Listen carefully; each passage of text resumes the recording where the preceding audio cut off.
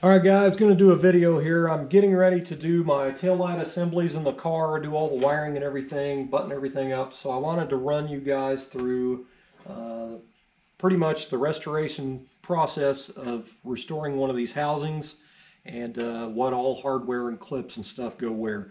There's a lot of pieces and hardware, different stuff that goes on one of these, and if you don't know these cars very well, and you drug one of these in your garage and you're going to work on it, you're going to need to know some of this stuff. I'm not a professional. I've done quite a few 55s. It doesn't make me a professional, but I have a way that I do this stuff, and I thought it might help somebody else if they're trying to work on it. Now this is something somebody's added on this. This is some handy wiring here. This is not supposed to be here. This is just for video. I'm not using this. But anyway, this is pretty much what you'll start with, is that's the shape it'll be in. Now, I will say this. If you have a 55 and you're still running your old 1157 bulbs and you're just not happy with how bright they are, but you don't want to spend the $200 or $300 or whatever it is to do the LED conversions, there is a trick you can do on the cheap in your driveway. You can do chrome spray paint down in this pocket right here, and it will make a world of difference on the reflective part of it. Look how dull gray and dark that is. So your bulb is not really picking up any much reflection off of this. So when you do the chrome spray paint, it really makes it a lot brighter. If you've ever taken any taillights apart off of any modern car, the red lens comes off, it's chrome plated in there, and that's for brightness. So that is a trick you can do at home in the driveway on the cheap if you're still running 1157s and you want them brighter. Now originally, these cars had diffusers, and that is this thing right here. And I know somebody watching this video right now is like, what the hell is that? Because I've drug a lot of 55s in, and I've only had probably 2 that had these diffusers. And I don't run them. I do the chrome spray paint, and I remove the diffuser, and it makes it quite a bit brighter. I'm not saying it's as bright as an LED, that's impossible, but it does make a big difference. But anyway, the diffuser for me is a paint mask. So what I do when I'm doing one of these after I take everything apart is I do a visual inspection. Now a lot of times through the years, people changing bulbs out and taking all the hardware apart, they put the wrong hardware in, and they'll use a regular old screw in here, and sometimes they'll strip stuff out. This has 6 threaded bosses in it. They take an 8/32 screw, fine thread screw. There's one here, and there's 2 at the top, 2 at the bottom. The one at the very top, which is what your chrome bezel goes to, goes in an angle. So you need to check the threads on that. Now, if somebody just used a number 8 screw in there, it is repairable, but if they've already went to like a number 10 screw, it's probably fried and you're gonna have to get another one. If you are lucky enough to have your original taillight bezel, chrome taillight bezel screws, your originals, they are countersinks. They're actually self-drilling. They have a little slot cut in them right there. So you can take one of these and you can fix your threads in your housing with that. If not, you can get you a little 8/32 tap and clean them up. Now, after the threads are done, the next thing you'll want to check is your bulb socket right here. I have had 2 of these loose before. Back when it was either my first or my second 55, I was in my early 20s. I had a friend of mine follow me one night, and he's like, your tail light is flickering on and off. So I thought I had a loose connection, bad bulb. I changed all kinds of crap. Come to find out, this housing for the bulb is pressed onto this. This was loose. So if you can turn yours by hand, you don't want to bear down on it and try to twist it, but if you can grab it and turn it, or if it's flopping back and forth, you need to tighten that, because that is the ground. And all it is, it fits up through there, and it has that that folded over tab there all the way around. And if it's loose, you can smack that together and tighten it up. And this is how I do it. I use a 11/16 12-point socket, and there is a shoulder on this right here. That socket will go right on that, right to that shoulder. At that point, set it down on the table or the concrete, an anvil, whatever. Set it down on there like that, and then take you a deep well socket that's the same diameter as that folded over flange right there for that bulb housing. Stick that down on there like that. Take you a hammer and just smack the fire out of it. If it's still loose or you can still turn it, hit it again. But anyway, you want that tight or you're going to have a flickering bulb problem like I did. But anyway, that's how you repair that. Now after your threads are fixed and that's tight, you're now ready to start the restoration process. So you'll have remnants of old gasket, and you'll have this old muckly crap back here from your original seals that's stuck really good. You cannot blast that off there in a bead blast cabinet. You have to scrape that off. I just use like a pocket flat blade screwdriver down in there and just peel it right off there like that. And it usually does pretty good at cleaning it. And anyway, at that point, I will take my portable sandblaster and I will take it outside and I will blast the crap out of this. Blast it inside out. I even blast inside the bulb housing where your bulb socket goes. Anyway, clean it up. And then at that point, I'll clean it up, wipe it down, and I'll paint it with some aerosol etching primer. And after that dries, I will take chrome spray paint, any kind of chrome spray paint, and I will go in here and just spray that whole pocket and this part right here for your backup light. You don't even need to mask anything off. Just spray all that out and chrome. After that dries, you can take your original diffuser, which is pretty much paint mask, stick over there like that, and then I have made this masking thing out of poster board and masking tape to fit over the backup light section. And then I usually will paint this a dull aluminum color, like a silver, just a flat silver, and front and back, and that's it. But I already had my pair restored for this, and I had this outer edge silver, and I had decided that in case you can see through between the taillight lens and the chrome bezel, you might be able to see that silver, so I decided to change it to flat black. So anyway, after all the paint's dry, this is what you have. So that's a pretty good before and after right there. So I am running, this is my first actually, LED conversion from United Pacific. They're not a sponsor, I had to buy these. I bought these probably a year or two ago, and anyway, so I'm doing LED this go around, but I usually always run 1157 bulbs in these cars, and that's what I've always done to make them brighter. Remove the diffuser and paint that chrome. Now, if you get your gaskets, they make two styles that I know of. They make a black foam, and then they make a cork. The cork lasts longer, and you'll want to paint these chrome as well if you're running your 1157s. I'm going to paint mine chrome anyway, but I'll just lay them down on a piece of cardboard or something, and I'll spray the chrome in a can on the top and along the side. I don't worry about the other side, and then I'll put them on. Because you can see that brown cork color through the backup lens because it's clear.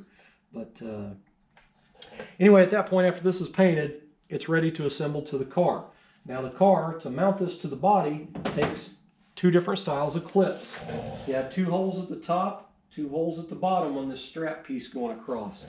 I have two originals here to show you. There's long and there's short. The short ones go on top, the long ones go on the bottom. Now the short top ones, you can get away with just about anything as long as they'll take a number 10 screw. This will pretty much anything will work on the top. But the bottom, I'm going to show you, is pretty important to a 55 Chevy. See how this is rounded, cut out right here? This tab part is real thin. There's a reason for that. These actually go into the body across this strap piece, and they go in at an angle to make it over to the hole. So if this is your strap straight across, it goes across like that. That's why that's notched out like that. Very important. So once you get your clips in your body, don't just screw your housing in there and call it a day. You have to adjust this. A lot of people don't know this is an adjustable unit. If you'll notice, the holes in your body are pretty big, and you can actually make them a little bit bigger with step bit if you need to. But you need to place this dead middle of that. What you want is a little bit of the folded flange. You want a little bit of that visible all the way around. Probably about an 1/8 inch would be good all the way around. And at that point, you could start assembling everything.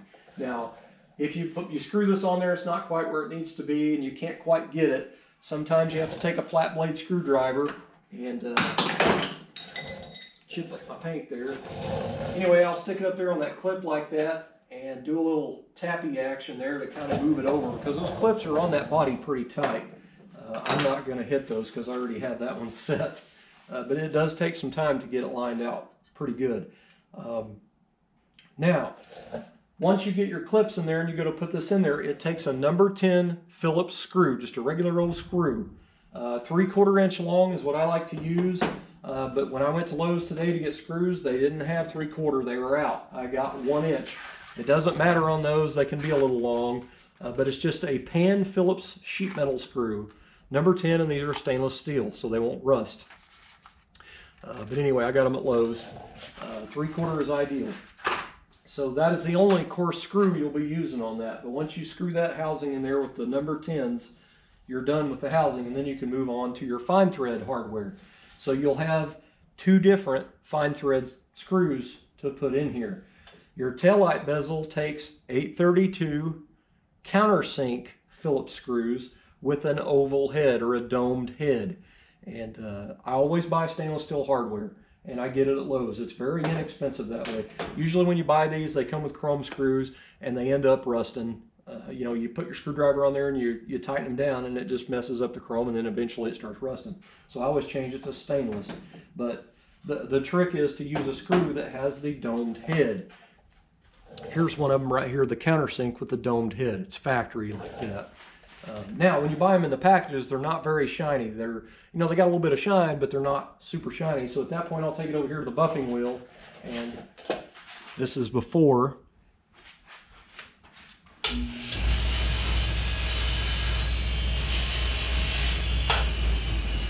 And that's pretty much all it takes. Now, when you do that on a buffing wheel, which my wheels are still loaded with a little bit of rouge at least, I'll take a dry toothbrush and just turn the screw and get down in there in them slots and clean that rouge out of there. And do not use that toothbrush back in your mouth after you do that. It's probably going to taste like shit. But anyway, so you'll end up with a polished screw at that point. Now you'll need 2 of those to put the bezel on, the countersinks. Now, the top one goes in at an angle. So if you use too long of a screw like these, all Lowe's had is 1 inch, and that's too long. When those go in at an angle, they'll actually push the bezel upward. So I like 1/2 inch long ones. I think one time I had to use a 3/8 long, but anyway, all Lowe's had was 1 inch. So I ended up cutting 2 down to use on the top. The bottom doesn't matter. It's hollow all the way through, so your screw can be longer. But anyway, I cut 2 of them down with a cutoff wheel and then filed the sides a little bit. But anyway, so they're pretty much custom made for my application. Now, all the other stuff that bolts on here, like your little stainless cross strap, this is stainless steel so you can buff it on the polishing wheel. It takes a regular 8/32 oval Phillips machine screw like this. Just an oval Phillips 832. And that screws on. These are 3/4 inch long, and they screw on your strap there, and they screw on your little backup light bracket that goes down here. If you'll notice this little bracket here, shaped like that, it has an offset hole. The thin side goes down. This holds your backup lens in there. If you'll notice, if you buy new backup lenses, they got 2 runners right here.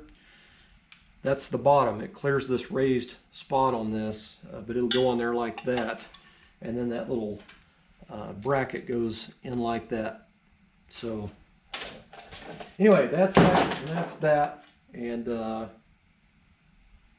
I forgetting anything? So I'm going off memory here. I actually tried to find an old lens, and I don't have one.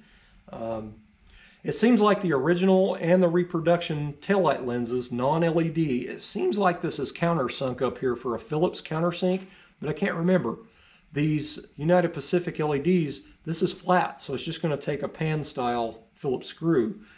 So hopefully it works okay. But the one that goes in the bezel right above it goes at an angle, so I'm hoping it doesn't hit the top of the head of that. I'm just going to have to wait until I get to that point and put it together. But anyway, that is the rundown on your hardware and your clips and everything. Now these do take a seal in the back right here. You can buy these. Usually when you buy them, it's a front and a rear set. The front's for your turn signal housing and the rear's for your taillight. It's just a little rubber tube that fits in there. You get shorts and long in that, short ones and long ones in that kit. The short ones are for your taillight housing. And anyway, that's to seal the body off. But, anyway, what else? Am I forgetting anything? What am I at on minutes? 14:47. I'm not doing too bad here. I think that's it, guys. I think that pretty much covers the taillight housing. I will say, if you're going to put new quarter panels on your 55, get taillight bezels. Either re-chrome your originals or buy repops. I don't think anybody re-chromes originals anymore. They just buy new. The quality of Dan Chuck ones are pretty nice. I've never had an issue with them. But you're going to need those when you put your quarters on to make sure your taillight bezels fit. You know, back in the day when the cars were made, they didn't fit that nice. But today's standards have changed and people expect stuff to fit perfectly, and they do not. So you need to do a little slicing and dicing for your new quarter panels to make your taillight bezels fit. You don't really need to make, you don't need to put your housing in when you're in your metal stage. Just put your bezel in and fit it to the body. I had to cut these things, slot them and everything, and bend stuff around and make tabs and everything to make them fit the chrome perfectly. This inside part is original, the quarter is new, so it didn't line up right, so I had to make it fit. And I can tell you, you can adjust these as well, but take that with a grain of salt. You can pull this out to adjust it out, or you can squeeze it in, but be careful, be real light on your pressure, because this will either flake the chrome or it'll crack the housing. But you can adjust these, because when you buy these new, sometimes one will be wider than the other. So if you're trying to put one on that doesn't fit, try the other one and see if it fits. But you can adjust these at the end to make them fit. I've got mine, I did it all in metal, made it all fit in metal before I even put any body filler on. But I am pretty happy with the fit. And then once you get it fit in raw metal stage, right on there with a Sharpie what it is, this one's right side. But anyway, I hope it helps some guys out.